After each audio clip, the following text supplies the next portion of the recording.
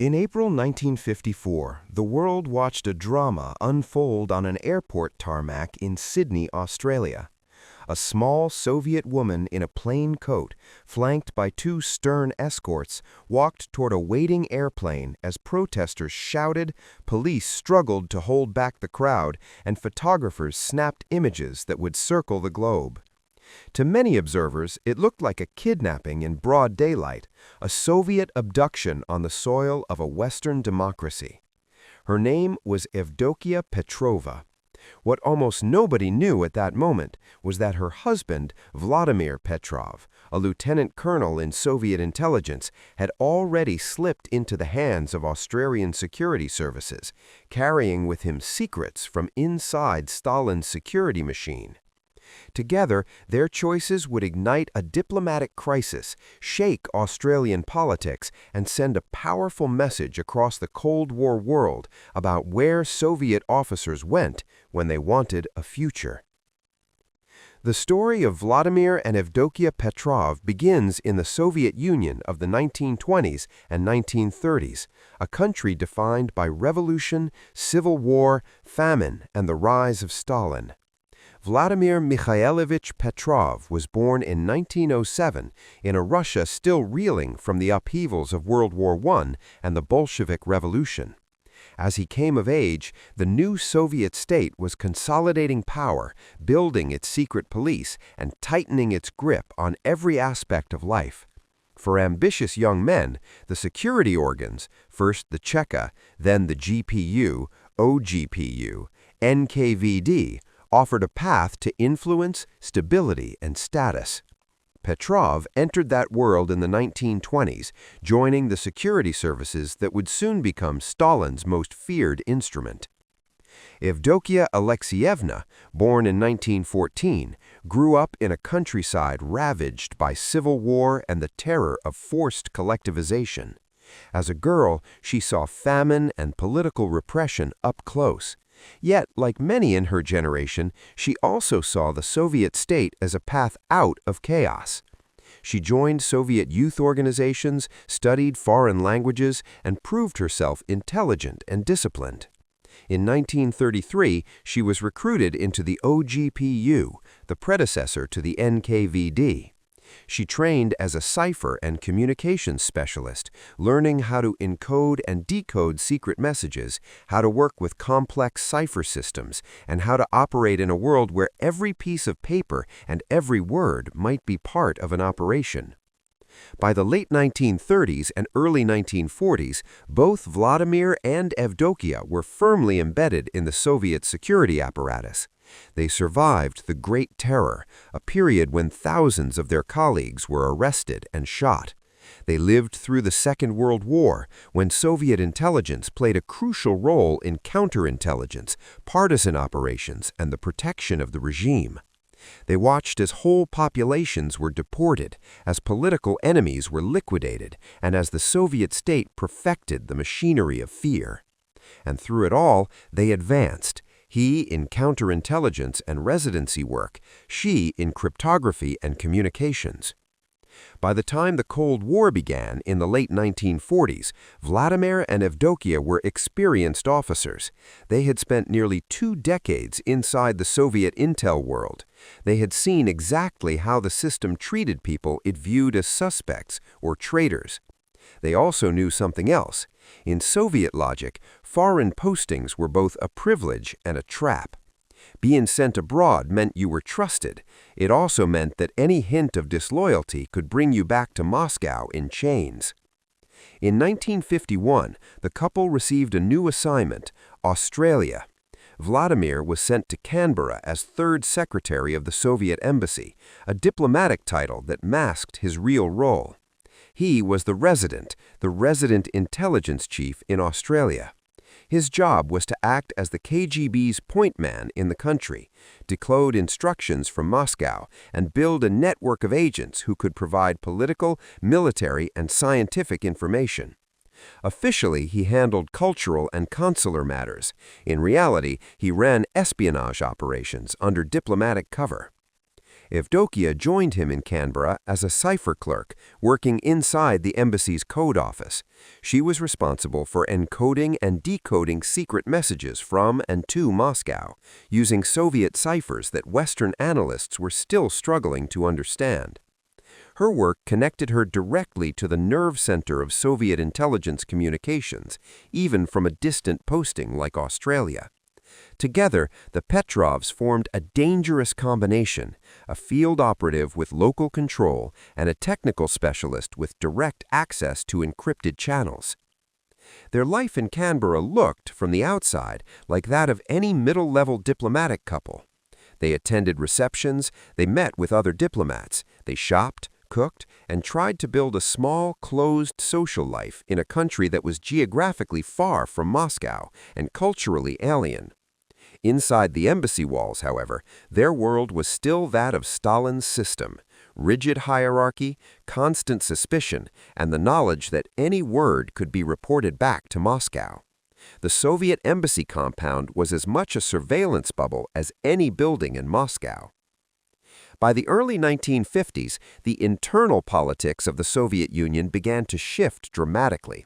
Stalin's health was failing. Factions inside the leadership were jockeying for position.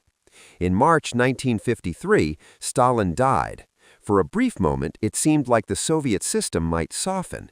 Then, 3 months later, one of the most feared men in the Soviet Union, secret police chief Lavrentiy Beria, was arrested by his own colleagues. By the end of the year, Beria was executed. His fall sent shockwaves through the entire security apparatus. For officers like Vladimir and Evdokia, who had spent their entire lives inside that apparatus, Beria's execution was more terrifying than reassuring. It signaled that even the most powerful figures in the security services could be labeled traitors and liquidated. It also set off a new round of internal purges, as rivals accused each other of loyalty to the wrong faction. Within the Canberra embassy, rumors swirled about Beria groups and about who had been close to the fallen secret police chief. The Petrovs found themselves denounced for alleged ties to Beria and for insufficient ideological fervor. Evdokia, in particular, was humiliated, stripped of her formal posts inside the mission, and accused of insulting the ambassador's wife. Under Stalin, a recall to Moscow was already dangerous. Under the post-Stalin leadership, in the chaos after Beria's fall, it could be fatal. A summons home meant interrogation about every contact abroad, every conversation, every report. It meant the possibility of ending up in a cell, in a labor camp, or in front of a firing squad. For the Petrovs, stationed on the far side of the Cold War, the prospect of being recalled to Moscow suddenly became a looming existential threat. On the other side of the Cold War divide, Australian intelligence had been watching. The Australian Security Intelligence Organization, ASIO, had been formed in 1949 and was still relatively young, but it understood that Soviet embassies were more than diplomatic missions. They were forward operating bases for espionage. In 1951, ASIO recruited a Polish-born doctor and musician named Michael Bielowski as an agent. His mission? Befriend Vladimir Petrov, gain his confidence, observe his vulnerabilities, and report everything.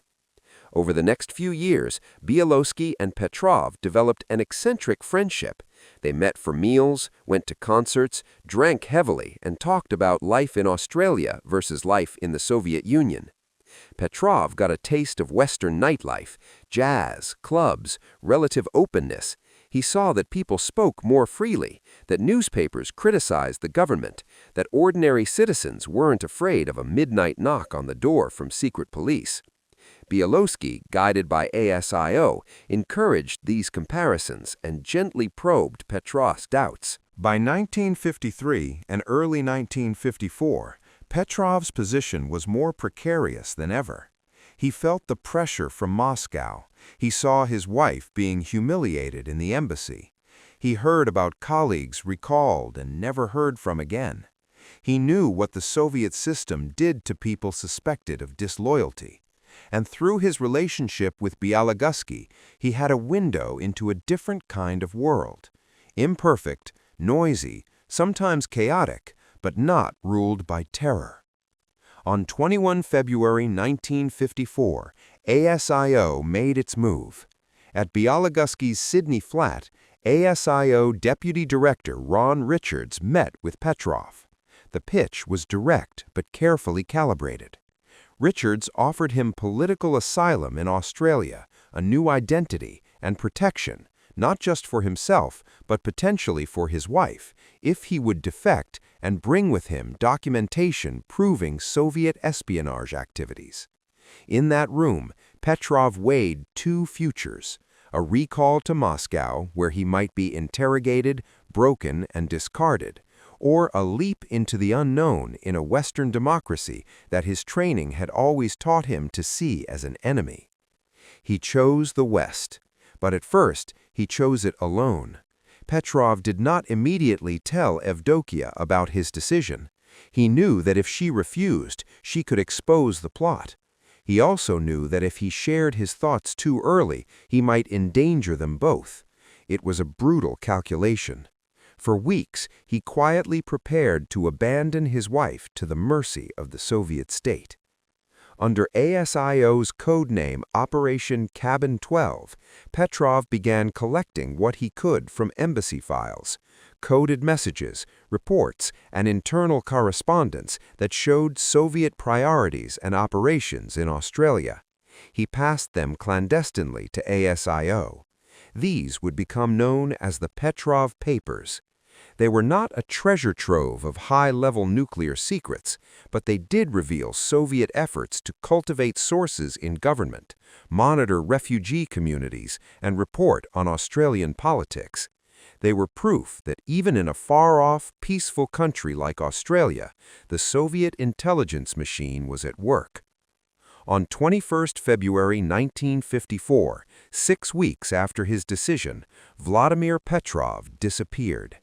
ASIO quietly moved him into a safe house on the outskirts of Sydney. Only a handful of senior Australian officials knew what had happened. To the Soviet embassy, he had simply failed to come home.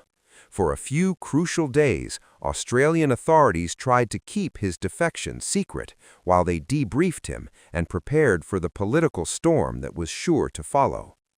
When the Soviet embassy realized its resident was gone, it responded with fury. Moscow accused the Australians of kidnapping a Soviet diplomat. Soviet officials demanded that Petrov be produced. Inside the embassy compound, Evdokia was suddenly isolated. She was told that her husband had been taken by ASIO. She was informed that Moscow was sending couriers to escort her home. She was not allowed to leave the compound freely. She later recalled attempts at suicide and a feeling of total abandonment, convinced that Petrov had been seized or that he had betrayed her without explanation. The Soviet couriers who arrived in Canberra were not ordinary diplomats. They were armed officers of the MVD, sent with explicit instructions to get Evdokia onto a plane and bring her back to the Soviet Union. They had authority over her movements. They expected obedience. For them, this was a simple retrieval operation. They assumed that once they had her physically under their control and back inside Soviet territory, the system would take its course: interrogations, internal investigations, possible trials. For the Australian government, the situation posed a dilemma. On one hand, Evdokia was still, at that moment, a Soviet citizen under Soviet authority. On the other hand, there was a real question about whether she was being allowed to choose freely. The question of consent, was she going willingly or under duress, was at the center of what would become an international incident. Events came to a head on 19 April 1954 at Sydney's Mascot Airport. Word had leaked that the wife of the Soviet defector was being flown out of the country under escort. Anti-communist protesters, journalists, and the curious public flocked to the airport. Police tried to hold back the crowd as the Soviet cortege arrived. As cameras rolled, Evdokia, flanked by the two Soviet couriers, walked across the tarmac toward the plane. She clutched a fur coat tightly. Her body language was stiff and fearful. The crowd shouted. Some people tried to break through police lines. The images that emerged from newspapers and newsreels gave the world the impression of a Soviet kidnapping in progress. Those images mattered. They reinforced a powerful narrative that the Soviet state treated its own citizens like property to be transported at will, even on foreign soil, and that a woman who might want asylum was being dragged back into a closed empire. In the fevered atmosphere of Cold War politics, Mascot Airport became a visual symbol of the difference between an open society and a closed one. Yet, at Mascot, Evdokia had not yet decided to defect. She was terrified, not only from the crowd, but also from what lay ahead in Moscow. She thought about her family back home, about her parents and relatives who would be questioned because of her husband's defection. She believed that if she did not return, they might suffer even more. So she boarded the plane. From Sydney, the aircraft headed north, with its next stop in Darwin, where it needed to refuel before flying on toward Asia and eventually the Soviet Union. Darwin is where everything changed. In Darwin, away from the cameras and the crowds, Australian authorities arranged a different kind of confrontation. Under pretexts of immigration formalities and airport security, local police and ASIO officers separated Evdokia from the Soviet couriers.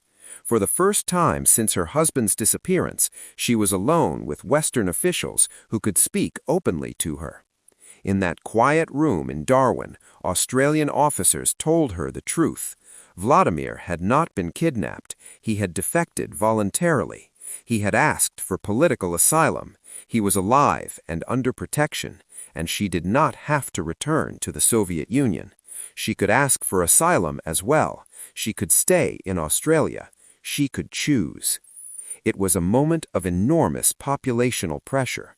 On one side, the weight of everything the Soviet system had taught her: loyalty, sacrifice, the idea that she owed obedience to the state and that family back home could be punished if she betrayed it. On the other side, the knowledge that if she went back, she would be treated not as a victim but as a suspect.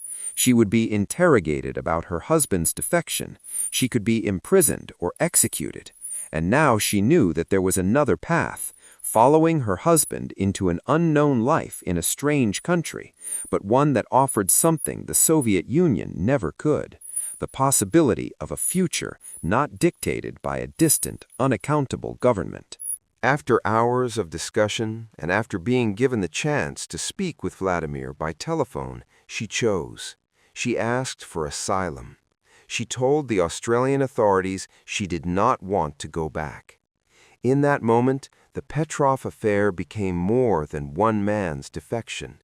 It became the defection of a couple, both experienced Soviet intelligence officers in full view of the world. The Soviet couriers were forced to return to the aircraft without her. For them, it was a humiliation. For Moscow, it was a diplomatic disaster. For the West, it was a public relations victory. In Canberra, the Soviet embassy fumed. In Moscow, officials denounced the Australians. The Soviet Union withdrew its embassy from Canberra and expelled Australian diplomats from Moscow. Relations were severely downgraded. The Kremlin tried to portray the entire episode as a Western conspiracy, a CIA-style abduction engineered by Australian and American intelligence. In Australia, the political impact was immediate. On 13 April 1954, just before the Mascot and Darwin scenes, Prime Minister Robert Menzies had gone before Parliament and announced Petrov's defection. He revealed that Petrov had given evidence of Soviet espionage in Australia and that the government would establish a Royal Commission on Espionage to investigate. This announcement came on the eve of a federal election campaign.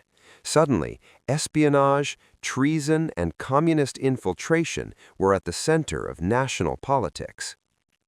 The Petrov papers, the documents Petrov had handed over, suggested that Soviet intelligence had tried to recruit or influence individuals with links to the Australian Labor Party and the public service.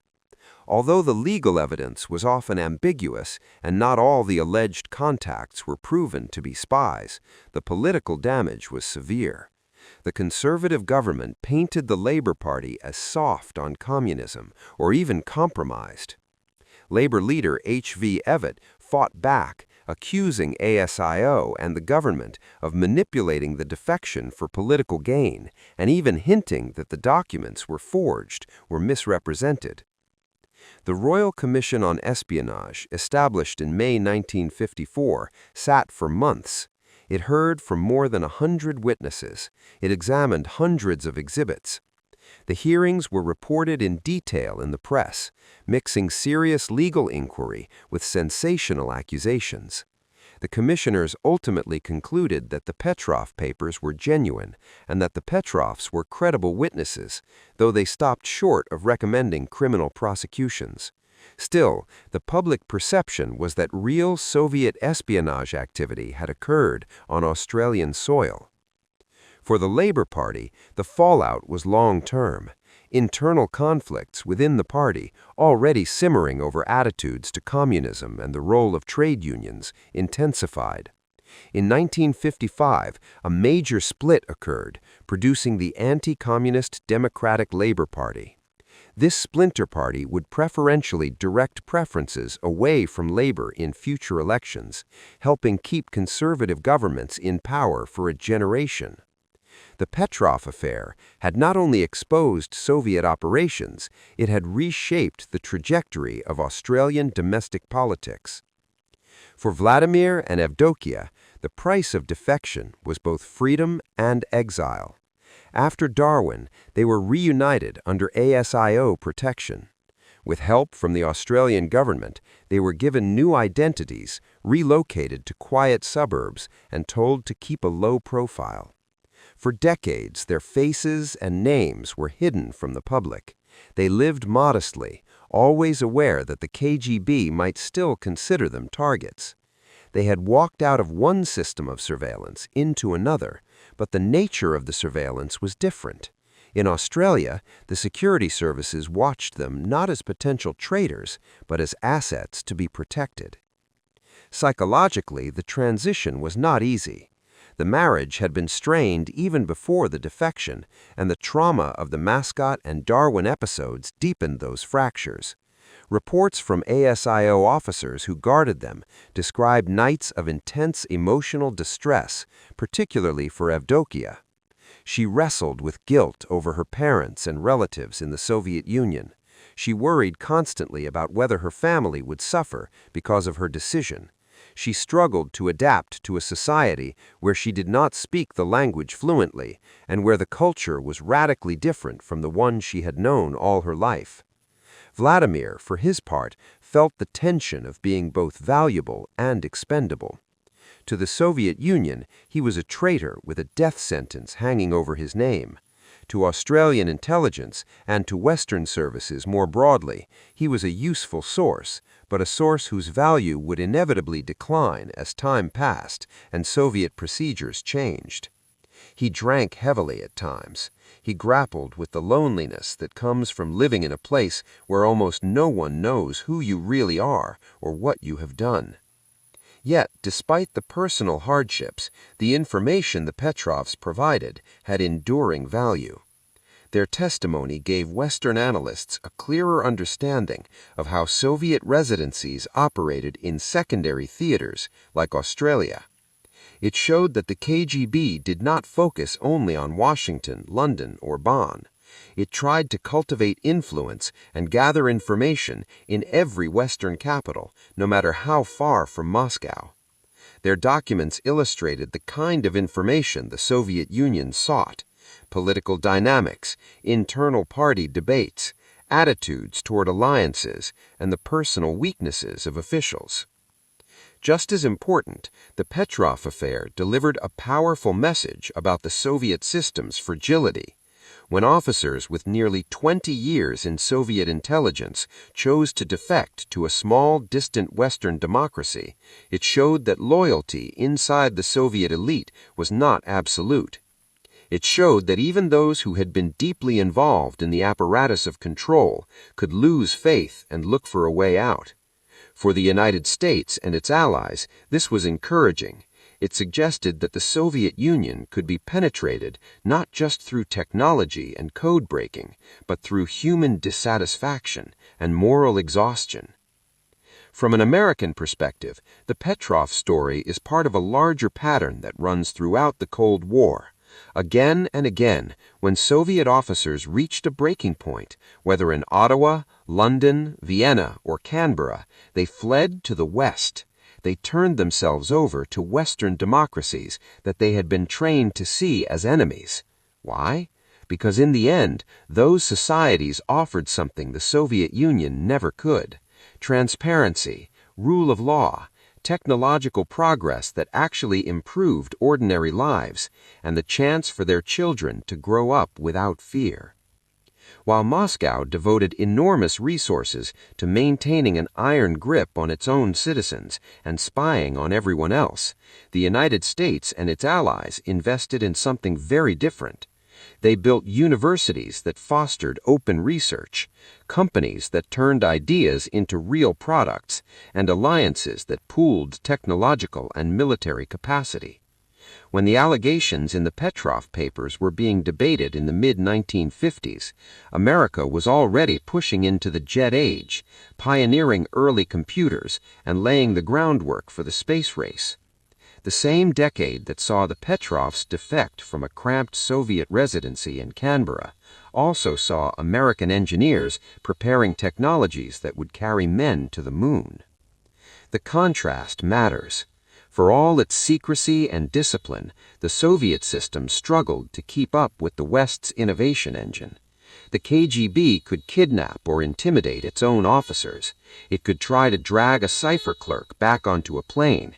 It could send armed couriers halfway around the world. But it could not offer what ultimately keeps highly trained people loyal: a sense that their talents are being used for something that makes life better, not just for themselves, but for others. Even in their quiet lives after defection, Vladimir and Evdokia benefited from that difference. They lived in a country where the government they had once spied against did not imprison them or put them on show trial. Instead, it protected them, gave them cover identities, eventually allowed them to move into ordinary neighborhoods, and left them in peace. They shopped in supermarkets that never ran out of food. They lived under a legal system where police needed warrants and where courts were independent. They watched as technology around them improved year after year, from cars and household appliances to radio, television, and eventually early computers and communication systems, developments that, in the Soviet Union, were often hoarded by the state or deployed primarily for military purposes. Vladimir Petrov died in 1991, just months before the Soviet Union he had once served finally collapsed under the weight of its own contradictions. He did not live to see the red flag lowered over the Kremlin for the last time, but he lived long enough to see that the system he had fled was failing. Evdokia lived until 2002. In 1990, near the end of the Soviet era, she experienced something she had long thought impossible. Her sister, Tamara, was allowed to leave Russia and join her in Australia. After decades of separation, the family was reunited, not in Moscow, but in the very country that had given the Petrovs asylum. Their story is not clean or simple. It is a story of fear, betrayal, courage, and compromise. It is a story of people who spent their young years serving a brutal system and then chose to break with it at great personal cost. It is a story that played out in front of cameras at an airport and in secret rooms in Darwin and Sydney. And it is a story that reminds us of a core truth of the Cold War. When individuals inside the Soviet machine looked for an escape, they headed west. For an American audience, the Petrov affair offers something more than a dramatic spy tale from a distant country. It offers a mirror in which to see the strengths that made the United States and its allies ultimately prevail. The West did not win the Cold War by out-terrorizing the Soviet Union. It won by building societies that people like the Petrovs were willing to risk everything to join. It won by creating environments where technology advanced not just in secret laboratories, but in ordinary homes, changing the daily lives of millions. It won because when Soviet officers climbed aboard freight trains or walked into Western embassies, they believed that the future on the other side of the Iron Curtain, the American-led side, was worth the risk. Vladimir and Evdokia Petrov began their careers as instruments of a totalitarian state. They ended their lives as quiet residents of a free country, carrying inside them memories of a system that tried to own them and a decision that proved it never really did. Their defection was one thread in a much larger tapestry, but it is a thread that clearly shows the direction of history, away from fear and toward freedom, away from control and toward innovation, away from a world where the state decides everything and toward one where individuals, even former Soviet spies, can choose a different path.